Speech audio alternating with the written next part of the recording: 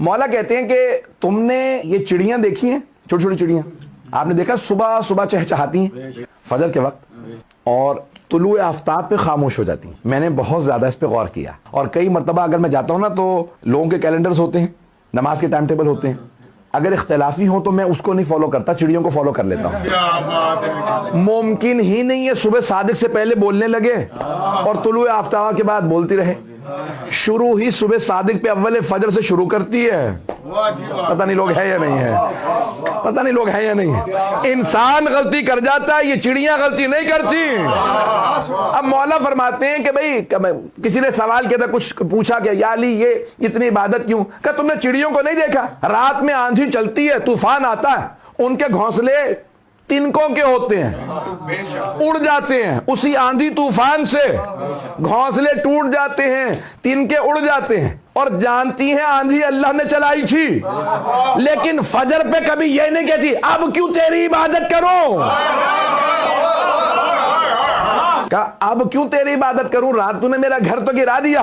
مولا کہتے ہیں رات میں ابھی تازہ تازہ گھر اجڑا ہوتا ہے، صبح صادق ہوتے ہی تسبیح پھر شروع کر دیتی ہے.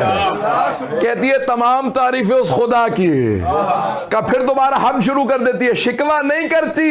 اللہ اکبر. مولا کہتے ہیں جانور ہوتے ہوئے، پرندہ ہوتے ہوئے شکوہ نہیں کرتی، فوراً تسبیح شروع کر دیتی ہے. کہا کہ مولا مختلف جانوروں کی آپ نے نشانیاں بتائیں. کہا بھئی مجھے کتے کی ایک صفت بڑی پسند ہے. اور سے سنیے گا، مولا علی کا جملہ نہ ہو تو میں کبھی نہ پیش کرتا. مولا نے کہا مجھے کتے کی ایک صفت بہت پسند ہے. مولا کیا؟ کہ اس کا مالک مار مار کے اس کا برا حال کر دیتا، کونے میں بٹھا دے گا مار پیٹ کے، اتنی مار کھا کے انتظار میں رہتا ہے یہ مجھے بلائے گا کب.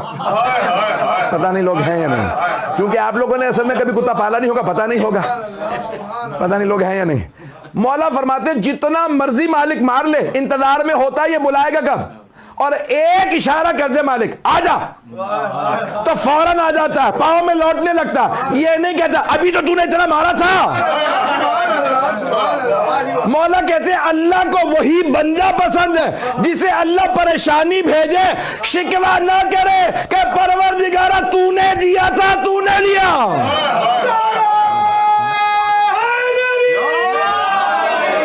ایران کے ایک بہت بڑے آیت اللہ کہنے لگے کہ میں کہیں جا رہا تھا دوسرے شہر، گاڑی میں اپنی، ڈرائیور گاڑی چلا رہا تھا. انہوں نے اپنی کتاب میں کسی جگہ پہ لکھا یا ظاہراً ان کی تقریر میں نے سنا، تو کہنے لگے کہ میں سفر میں تھا تو میں نے ڈرائیور سے کہا ابھی گاڑی روکو. وہ گاڑی روک دی اس نے، وہ فوراً نیچے کہیں آپ نے سبزہ ہریالی ہوتی ہے وہ اتر گئے. کہا کہاں جا رہے ہیں آگا؟ کہا دیکھنے رہے وہ دور ایک چرواہا سمجھتے نا، شیپرڈ، بکریاں چرانے والا، بھیڑ بکریاں چرانے والا چرواہا.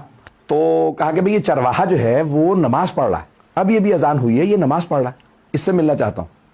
دوڑتے ہوئے نیچے اترے گئے، پوچھا بھئی یہ ابھی اذان ہوئی ہے تم نے فوراً نماز شروع کر دی، اول وقت نماز کیسے سیکھی؟ دیکھا کہ چرواہا بالکل ان پڑھ ہے، الٹریٹ ہے، لکھنا پڑھنا نہیں، کچھ بھی نہیں جانتا، عالم فاضل نہیں تھا، سادہ سا آدمی، گاؤں کا دیہاتی.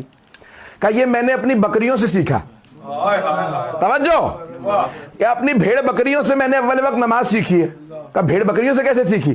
اذان ابھی ہوئی ہے تم فوراً کھڑے ہو گئے. اب ہمیں تو لوگ کیا کچھ ٹائٹل دیتے ہیں، تو میں تو ابھی موٹر وے پہ سفر کر رہا تھا، تمہیں دیکھ کے فوراً گاڑی رکوائی. کیسے اس سخت گرمی کے اندر تم یہاں کھڑے نماز پڑھ رہے ہو؟ کہا آقا جب رات ہوتی ہے نا، شام ہو جاتی ہے تو میں ایک آواز دیتا ہوں، سیٹی بجاتا ہوں، میری بھیڑ بکریوں کو پہچان ہے یہ مالک ہے. میری ایک آواز پہ ساری بھیڑ بکریاں آ جاتی ہیں. کوئی یہ نہیں کہتی ارے آج تو میں نے گھاس نہیں چرا، کوئی یہ نہیں کہتے میں نے تو پانی پوری طرح نہیں پیا تھا، میں تو آج بیمار تھی. کیا ساری بھیڑ بکریاں ایک میری آواز پہ آ جاتی ہیں؟ ارے یہ جانور مجھ ناقص کی ایک آواز پہ آ جائے اور خالق ہے حی علی الصلاۃ.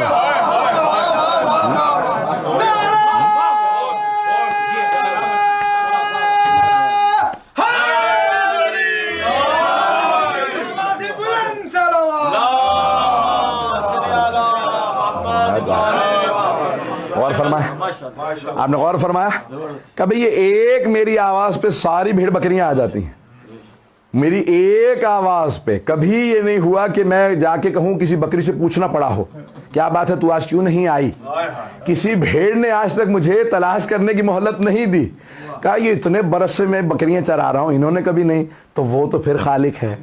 جیسے ہی مجھے مؤذن کی آواز آتی ہے میں کہتا ہوں ارے میری بکریاں میری آواز پہ آ جاتی ہیں، یہ میرے خالق نے مجھے بلایا ہے. میں نے اول وقت اپنے ان بھیڑ بکریوں سے سیکھا ہے. پتہ نہیں لوگ ہیں یا نہیں. جتنے پہلوؤں کو دیکھیں گے آپ کو کچھ جانوروں میں ایسی صفات نظر آئیں گی کہ وہ آپ کو اس عروج پہ پہنچا دیں گے.